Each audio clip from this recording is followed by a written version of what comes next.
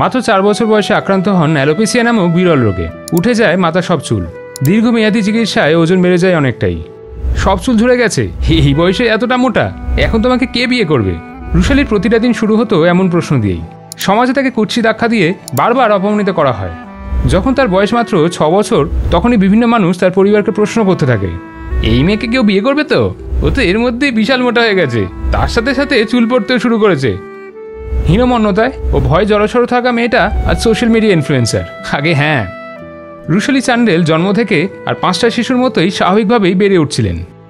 যখন তার 4 বছর বয়স, তখন একদিন রুশালির মা লক্ষ্য করেন তার মাথায় একটা কালো স্পট রয়েছে।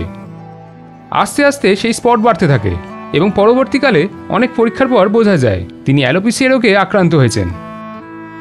বিরল স্ক্যাল্পের রোগের নির্দিষ্ট কোনো ওষুধ হয় না, নিরাময়ও হয় না পুরোপুরি। অনেক কষ্ট, অনেক ডাক্তারদের পরীক্ষা নিরীক্ষা পেরিয়ে তিনি আজ একজন সফল নারী। রুশালি প্রথম দিকে নিজের রূপ নিয়ে চিন্তিত না হলেও বাইরে বেরোলে বুঝতেন সকলে তার দিকে অদ্ভুতভাবে তাকিয়ে থাকে। বয়স বাড়ার সাথে সাথে পরিবার ও পাড়া প্রতিবেশীদের কটু কথার মোকাবিলা করতে হয় তাকে। প্রথম দিকে হীনমন্যতায় ভুগলেও পরে নিজেকে সামলে নেন তিনি, মনের জোর ফিরিয়ে আনে নিজের ইতিবাচক মনোভাব দিয়ে। নিজের ঘুরতে যাওয়ার প্যাশনকে কাজে লাগিয়ে তিনি একটি ট্রাভেল কোম্পানি চালু করেন। এছাড়াও সোশ্যাল মিডিয়ায় নিয়মিত নিজের জীবনের সংগ্রামের কাহিনী ভাগ করে নেন তিনি। নেটিজেনরাও পছন্দ করে রুশালির অদম্য জেদ ও ইতিবাচক মনোভাবকে। রুশালি জানান, একসময় চিকিৎসার জন্য স্ক্যাল্পে সূচ ফোটানো হতো, কিছু কিছু সময় সেই সূচ বেঁকেও যেত। এই সমস্ত যন্ত্রণার চেয়ে বেশি কষ্টকর ছিল মানুষের কুমন্তব্য। তার মনোবল ভেঙে যেত, ভয়ের জেরে নিজেকে গুটিয়ে নিতেন।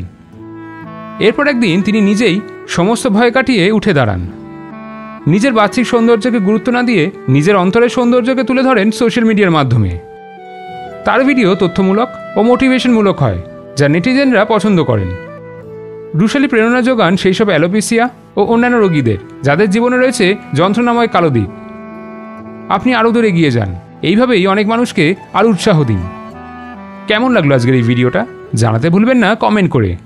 নানা বিষয়ের ওপর ভিডিও দেখতে হলে এই পেজটি ফলো করুন।